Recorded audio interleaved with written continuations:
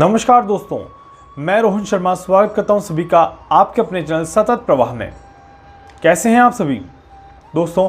अब तक हमने बातें करी कि नरक की यात्रा कैसी होती है और नरक की यात्रा के बाद अब आगे क्या होता है, मैं आपको उसके बारे में यहाँ पर बताने वाला हूँ। 84 लाख योनियाँ हमारी कही जाती है। 84 लाख योनियों में आप देखिए कीट, पशु, पक्षी, जलचर, नभचर और आपका पृथ्वीचर, देव, मनुष्य, बहुत सारी ऐसी पूरी मिला के 84 लाख 84 लाख योनियाँ कही गई है।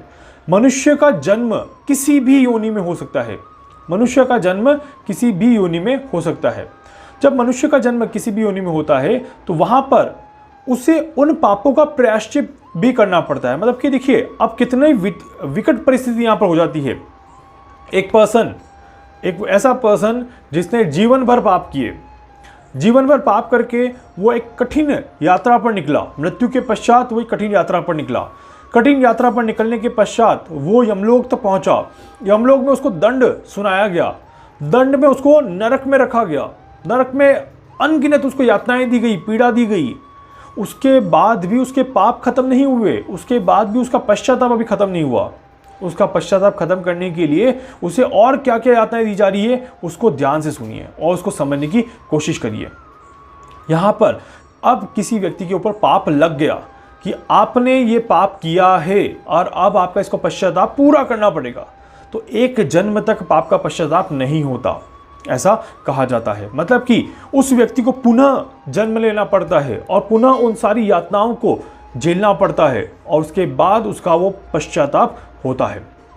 मतलब नरक से एक जो व्यक्ति आता है उसको एक नई योनि प्राप्त होती है और नई योनि जो प्राप्त होती है उसमें उस व्यक्ति के ऊपर वो पाप पहले से लगा हुआ होता है।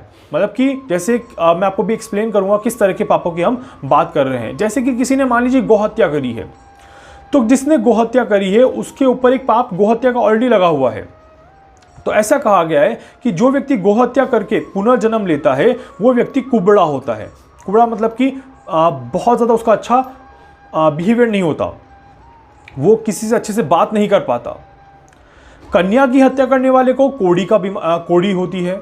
तो इस तरह की बीमारी, ब्रह्म हत्या करने वाले को क्षय रोग होता है। तो जो ब्रह्म हत्या करता है उसको क्या होता है, क्षय रोग होता है। तो वहाँ पर कहीं ना कहीं इस तरह की चीज़ें हमें देखने को मिलती है। यहाँ पर दोस्तों आप देखिए आने वाले और क्या क्या चीज़ें बताई गई हैं उसको समझते हैं। यहाँ पर स्त्री की हत्या करना या स्त्री हत्या में गर्भपात की हत्या करने वाले को कहीं ना कहीं बहुत ही ज़्यादा गंदी बीमारी से जूझना पड़ता है, जैसे कैंसर जिसको हम कहते हैं, एक तरह की कैंसर बीमारी से जूझना पड़ता है। जो व्यक्ति पूरे जीवन भर मांस मदिरा के सेवन में डूबा रहता है वो अगले जीवन में बहुत ही ज़्यादा श्वेत काले कलर का होता है। यहाँ पर काले कलर के साथ वो पैदा होता है और उसको पूरे जीवन भर उस काले कलर की यातनाएं झेलनी पड़ती हैं। यहाँ पर जैसे जैसे आप पाप करते हैं वैसे वैसे एक पाप आपके ऊपर लगता है और जैसे जैसे पाप आपके ऊपर लगता है वैसे वैसे चीज़ें कहीं ना कहीं थोड़ी सी खराब हो जाती हैं और यहाँ पर कहीं ना कहीं आपके लिए चीज़ें जो है वो ख़राब रहती हैं और उसमें आपको काफ़ी ज़्यादा मेहनत करनी पड़ती है, काफ़ी ज़्यादा आपको परेशानियों का सामना करना पड़ता है। यहाँ पर आपका एक एक अशुभ कर्म, एक एक बुरा व्यवहार आपके लिए परेशानियाँ पैदा करने वाला रहता है। आप यहाँ पर देखिए दोस्तों, मैं कुछ और आपको बताता हूँ, कुछ और योनियों के बारे में बताता हूँ। जैसे कि कोई व्यक्ति अपने आप को बहुत ही ज़्यादा चालाक समझता है, बहुत ही ज़्यादा अच्छा समझता है, बहुत ही ज़्यादा घातक समझता है, उस व्यक्ति की मृत्यु बिच्छू के या सांप के काटने से होती है।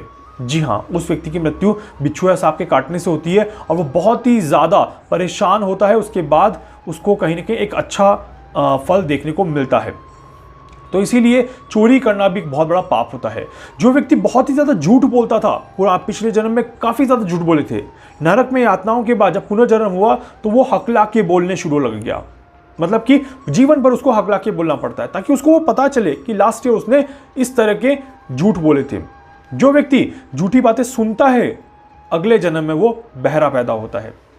जो व्यक्ति पाप नहीं करता बट सिर्फ पाप होते हुए देखता है वो व्यक्ति कहीं ना कहीं अपनी आंखों में परेशानियां लेके पैदा होता है। तो इसीलिए दोस्तों हर एक पाप का एक फल आपको आने वाले अगले जन्म में मिलना ही मिलना है। ये यहाँ पर गरुड़ पुराण में बहुत क्लियर शब्दों में समझाया गया है।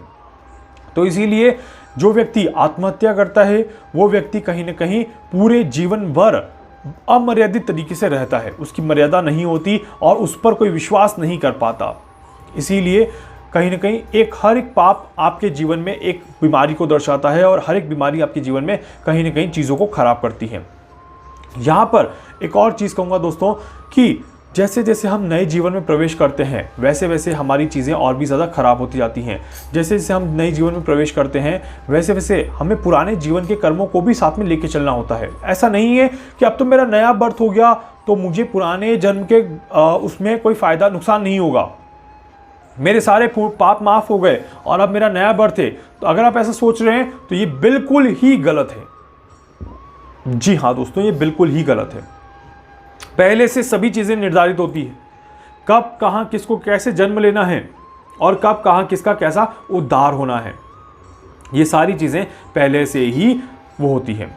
जब कोई व्यक्ति किसी की आशाओं को तोड़ देता है, किसी के सपनों को तोड़ देता है, जब कोई व्यक्ति किसी स्त्री का परित्याग करता है तो वो व्यक्ति काल चक्र के चक्रवात में फंस के रह जाता है।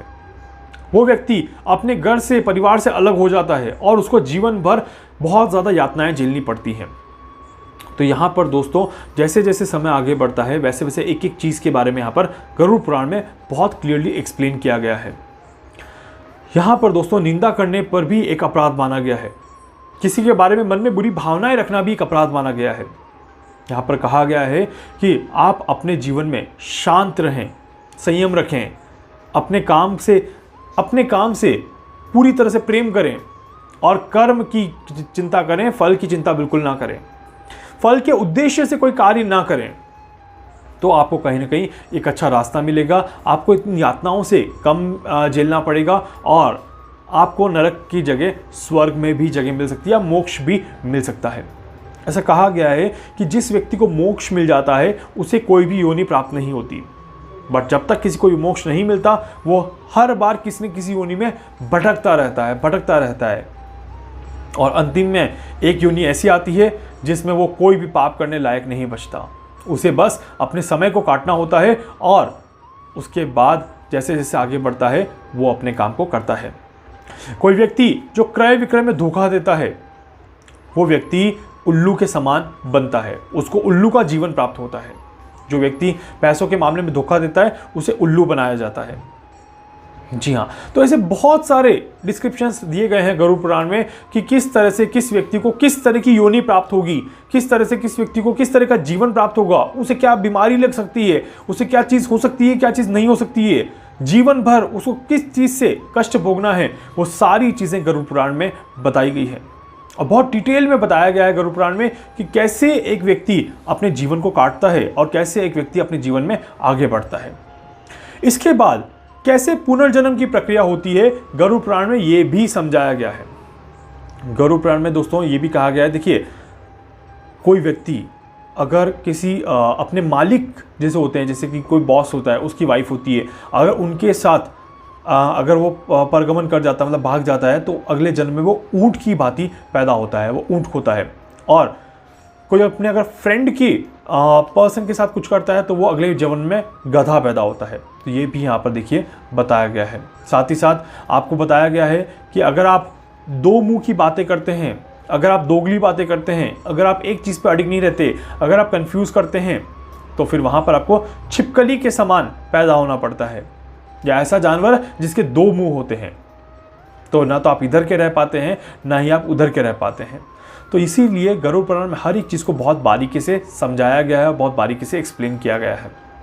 यहाँ पर अब जैसे मैं बता रहा था कि पुनर्जन्म की कहानी भी गरुड़ पुराण में समझाई गई है, पुनर्जन्म की कहानी भी गरुड़ पुराण में बताई गई है कि हम जब इतने सारे पाप करते हैं तो कैसे एक गर्भ धारण होता है और कैसे गर्भ धारण में हमारे पापों का निर्धारण होता है। ये भी गरुड़ पुराण में बहुत अच्छे से एक्सप्लेन किया गया है। आने वाले अध्याय में मैं आपको यही चीज़ एक्सप्लेन करूंगा कि कैसे वो वापस एक यात्रा शुरू होती है दोस्तों, जो कि बहुत ही ज़्यादा इंटरेस्टिंग यात्रा होती है। देखिए कैसे जीवन से मृत्यु, मृत्यु से नरक और स्वर्ग, मृत्यु से यमलोक, यमलोक पर नरक और स्वर्ग, और यहाँ से आपका पुनर्जन्म, ये पूरा एक क्रम बना हुआ है दोस्तों, जहाँ पर पहले से ही सब कुछ निर्धारित होता है। आप कहाँ पर, कैसे, किस समय, कौन से काल में पैदा होंगे, कौन सी प्रक्रिया आप करेंगे, कौन से जीवन में आप जिएंगे, किस तरह के पाप आप करेंगे, किस तरह के पुण्य आप करेंगे, किस तरह के पाप आपने किए थे, उन पापों का पश्चाताप कैसे करेंगे और अगली योनि आपको कैसे कैसे प्राप्त होगी और कैसे आप मोक्ष तक पहुंच सकते हैं, वो सारी प्रक्रिया गरुड़ पुराण में बहुत अच्छे से समझाई गई है। सारी चीज़ों को मैं समझाने की आप सभी को कोशिश कर रहा हूँ यहाँ पर, एंड उम्मीद करता हूँ कि आप सभी को सारी चीज़ें समझ में भी आ रही है। यहाँ पर पापी और पुण्य दोनों को ही नरक के दर्शन तो करने ही पड़ते हैं और दोनों को ही पता चलता है, क्योंकि बहुत कम लोग ऐसे होते हैं जिन्होंने कोई पाप न किया हो। छोटे से छोटा पाप भी कहीं न कहीं एक नरक का दरवाज़ा खोल ही देता है। 84 लाख योनियाँ हैं और 84 लाख ही नरक के दरवाजे भी हैं। हर एक योनि के लिए एक दरवाज़ा निश्चित है, हर एक पाप के लिए एक दरवाज़ा निश्चित है। इसीलिए दोस्तों, जब व्यक्ति के पाप और पुण्य बराबर होते हैं, जब व्यक्ति पाप और पुण्य को बराबर करता है, तब उसे सीधे ही वापस से मनुष्य योनि मिल जाती है। बट अगर व्यक्ति का पाप और पुण्यों में अंतर होता है तो वहाँ पर उसे मनुष्य योनि न मिलके उसे कोई जानवर की योनि मिलती है, उसे किसी दूसरी चीज़ की योनि मिलती है और उसके बाद उस योनि में भटकते हुए, उस योनि में अपने जीवन को पूरा करते हुए उसे वापस से मनुष्य योनि प्राप्त करनी पड़ती है। यही संसार है दोस्तों और यही संसार का खेल है। इतनी आसान जीवन हमें दिखता बड़ा आसान है, हमें लगता है ऐशो आराम कर लेंगे और जीवन कट जाएगा, पैसा पैसा और पैसे के पीछे हम भाग रहे हैं।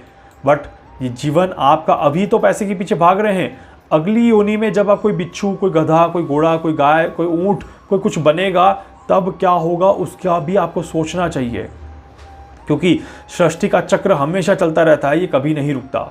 और मोक्ष कुछ ही लोगों को मिलता है। मोक्ष के लिए आपको तपस्या करनी पड़ती है, मोक्ष के लिए आपको अपने आप को उतना डेडिकेटली इन्वॉल्व करना पड़ता है कि आप उस काल चक्र में नेगेटिव चीज़ों से बाहर आ सकें और आप उन पॉजिटिव चीज़ों की तरफ अपना ध्यान रख सकें।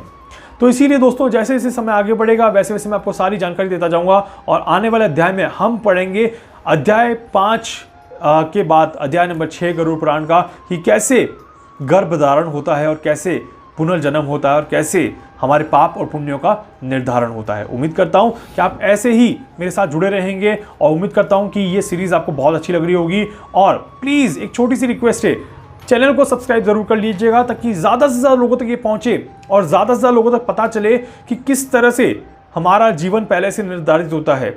हम तो बस ख्यालों की दुनिया में हैं, हकीकत कुछ और ही है और हकीकत जो है उससे हमें रूबरू होना चाहिए। उम्मीद करता हूँ आपको वीडियो अच्छा लगा होगा। वीडियो को लाइक कर दीजिएगा, चैनल को सब्सक्राइब कर दीजिएगा, बेल आइकन पर क्लिक कर दीजिएगा। इसके अलावा अगर आप मुझसे कुछ पूछना चाहते हैं, कुछ जानना चाहते हैं, अपनी कुंडली का एनालिसिस करवाना चाहते हैं, अपने बारे में कुछ जानना चाहते हैं, आप मुझसे संपर्क कर सकते हैं। मैं पूरी कोशिश करूंगा आप सभी की हर संभव मदद यहाँ पर कर सकूं। धन्यवाद।